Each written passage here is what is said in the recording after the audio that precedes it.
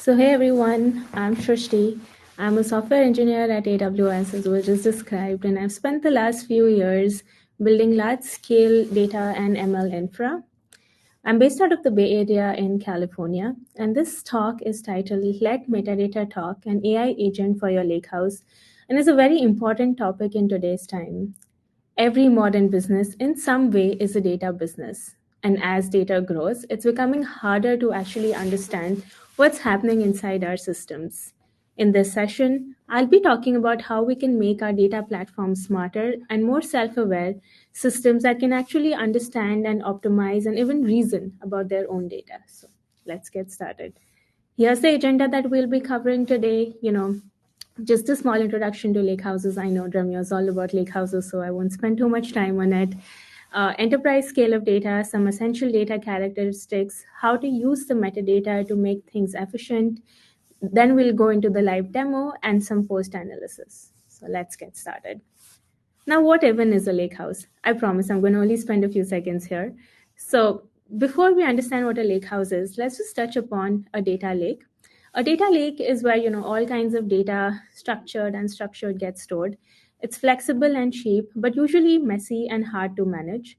Data warehouse is on the opposite spectrum. It's clean, structured, it's optimized for fast queries, but it's limited in scale and flexibility. And a data lake house kind of brings the best of both, the scale of a lake and the reliability of a warehouse into one system. So you will see this in many platforms today, like probably AWS's SageMaker Lakehouse, Databricks Delta platform, and many iceberg-based architectures are a great example of this. So now that we've just spent a few seconds on understanding what a lake house is, let's quickly look at how it's structured under the hood. So a lakehouse architecture typically looks something like this. So on the left, you've got data coming in from all kinds of sources. This could be structured data, semi-structured, unstructured, all kinds of sources, all kinds of data through different means, either through a batch job, a streaming pipeline. It could be any way that the data is entering your system. And now all of this data lands in your storage layer, which is the cloud object store, where data sits in open table formats. And on top of that is the metadata layer, which is really the brain of the lakehouse. It keeps track of schema, versions, transactions, governance, and that's also the part where we are going to be focusing on today. And above that are the access layers, so the APIs which actually let you query and kind of use this data through SQL, through data frames, dashboarding, ML workloads, and then you have the consumption layer on top, which is actually consuming all this data. So this is kind of how the architecture, a generic architecture, looks like. The key idea here is simple. Instead of maintaining separate systems for raw and curated data, Lakehouse brings it all together in one unified, consistent source of truth. So now that we've seen this like a high level architecture of the lake house, let's zoom in into the most critical layer, the metadata layer. This is the brain of the lake house. It keeps track of schema, partitions, snapshots, and file versions. It's exactly what makes a data lake behave like a warehouse. And this is also where I'll be focusing on today, how we can use natural language and LLMs to interact with this metadata and extract deep insights from your data instead of writing complex SQL queries, which are tedious, time consuming, and so on and so forth. So, but before we kind of get into the weeds, I really want to talk about why this even matters. The amount of data we generate has exploded. Over 90% of the world's data was created in just the last 2 years. I'm sure we've all heard this, and this is so true. With AI models, IoT, logs being generated continuously, we're just adding like hundreds of zettabytes of new data every year. It's just like multiplying exponentially, and this kind of growth in data, it makes it impossible for humans or static dashboards to keep up. We need like smarter automated ways to understand what's really sitting inside our data lakes. And to give a sense of the scale that we're talking about, this is the numbers that we see is just one public number that was posted by Salesforce.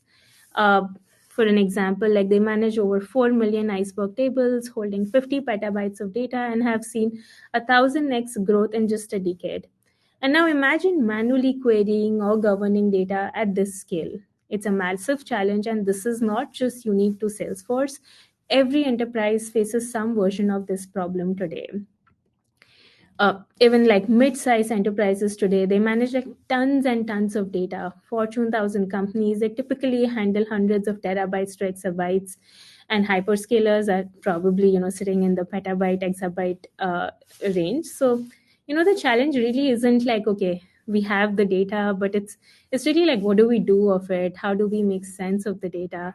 So that's exactly what brings us to the next part of the talk, which is using metadata intelligently to help teams understand, optimize, and trust their data at this scale. So we saw that there's so much data, enterprises are generating so much, and storage is not the problem. Like we we know, we have data, we can store it, but it's really like, how do we make sense of all of this? So there's like the real challenge is visibility. We most teams, organizations might not know what kind of data they have, where it lives, or how is it being used. And that's just because the sheer scale of it is so massive.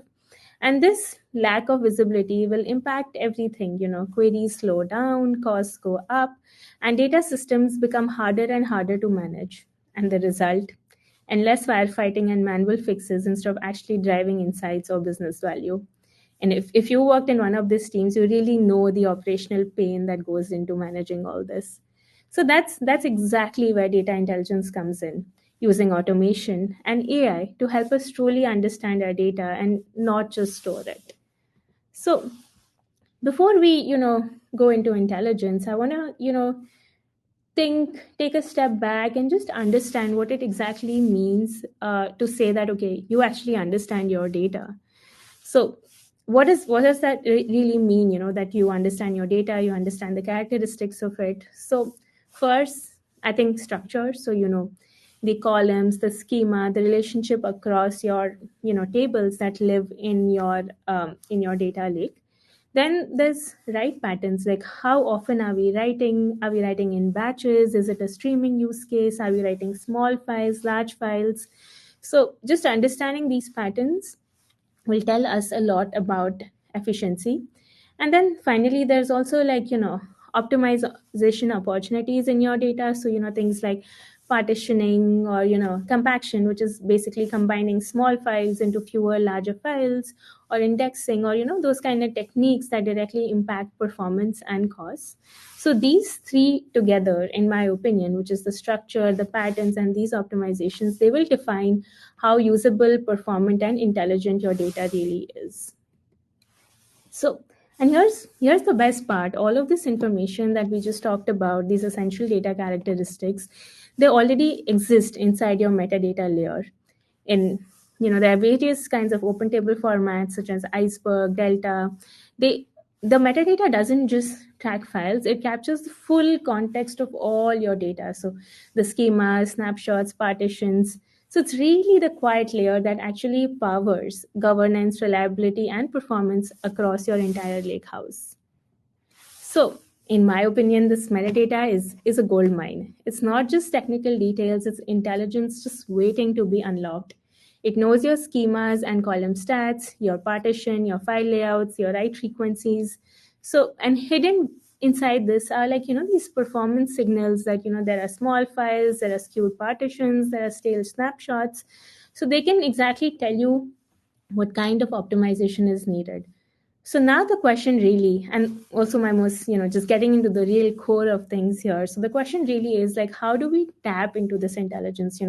We've established context about, what is the lake house, what is the metadata, what is the, scale at which enterprises are operating today, what does the metadata contain? So, now the next obvious question is like, how do you really, tap into this? How do you make use of it? So, without writing like hundreds and thousands of like complicated SQL queries.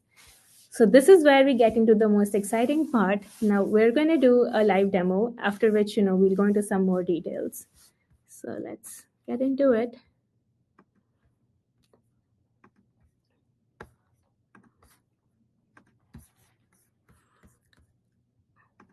Right. So you can see here this is the metadata assistant.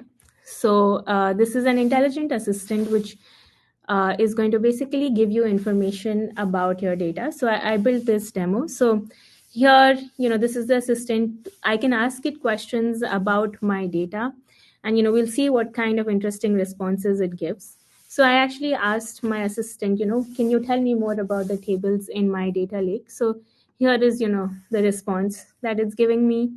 I'll wait for it to complete, and then, so you can see that, it says that I have a customers table, I have an orders table, and a line items table. And this is the question that I asked: what are the different tables in my data lake?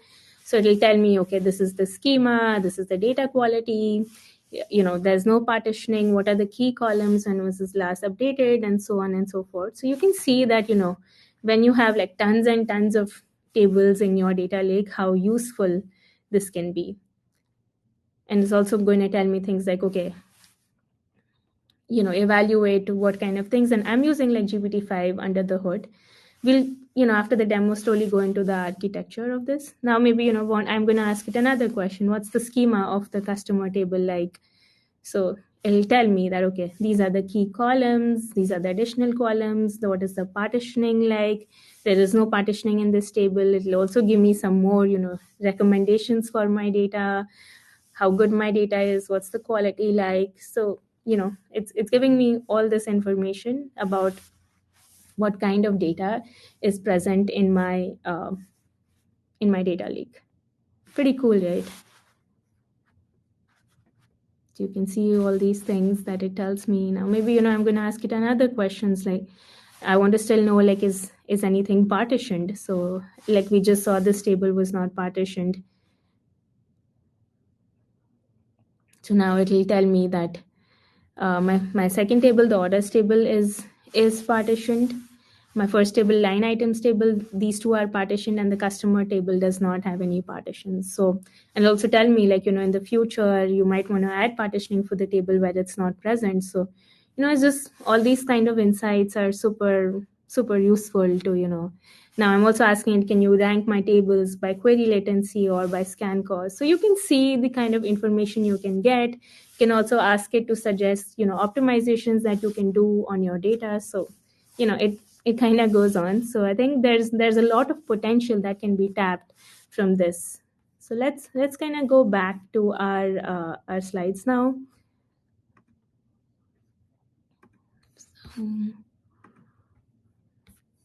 All right.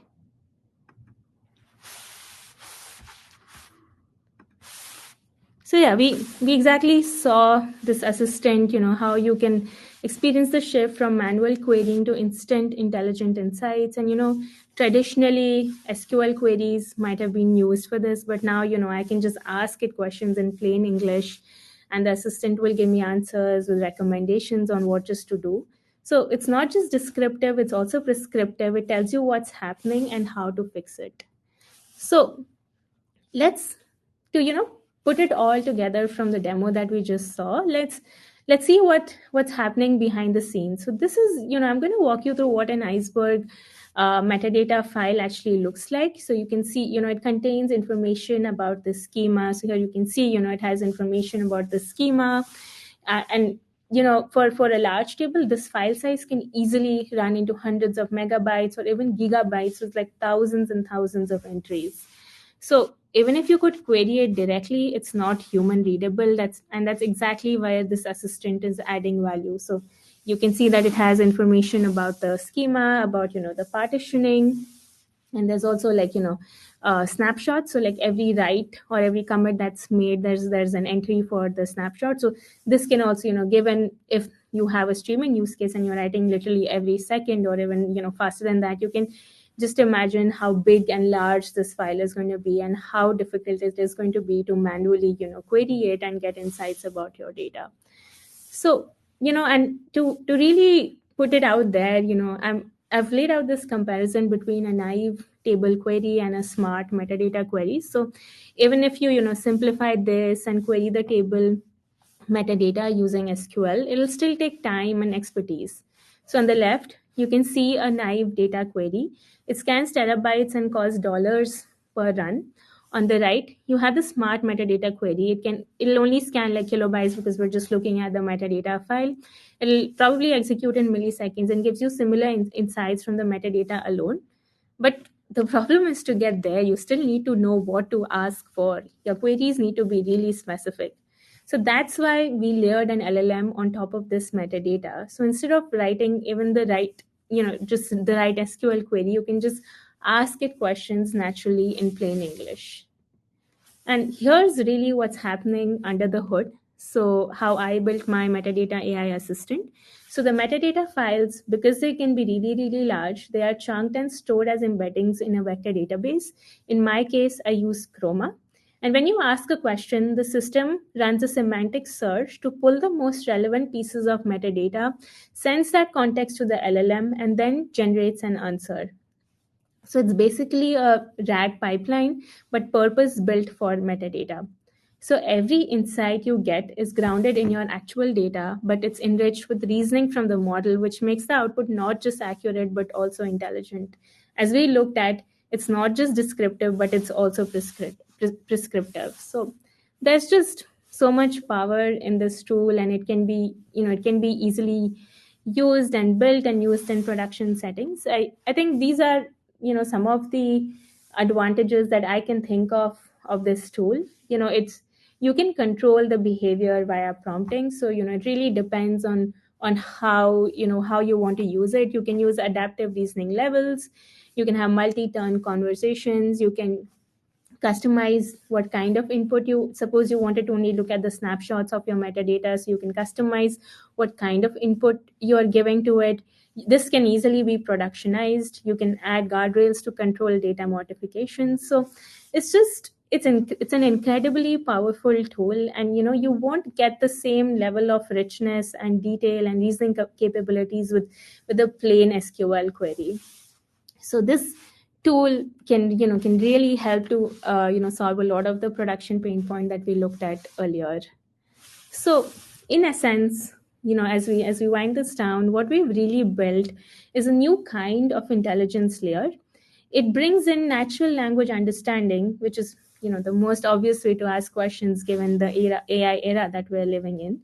So you can simply ask data your questions. So it'll handle schema evolution detection, flag potential breaking changes before they get impacted by anything. It'll also offer recommendations, as we looked at, maybe, when you probably have too many like small files in your data, maybe you can compact them into, fewer larger files, or how do you improve partitioning based on usage patterns. So in short, it leverages metadata and turns it into an active intelligence system. And it's not something you just query, but something that actively helps you manage and improve your data. So the future belongs to the lakehouse that understands their own data, optimize themselves, and provide intelligent insights without human intervention. And this is where it gets pretty exciting. We're moving to a world of self-aware data systems where the data kind of knows itself. So just imagine a lake house which has tons and tons of data that's self-monitoring, and it's constantly tracking its own performance. It's self-optimizing, so it's automatically compacting, tuning partitions, or removing redundant snapshots. And ultimately, it's also self-healing. So detecting issues like a skew or a schema drift and fixing them before they break pipelines. So that's the vision that I'm bringing today, where AI doesn't just help us analyze data, it helps the data manage itself. So that's about for my talk. Thank you so much for coming.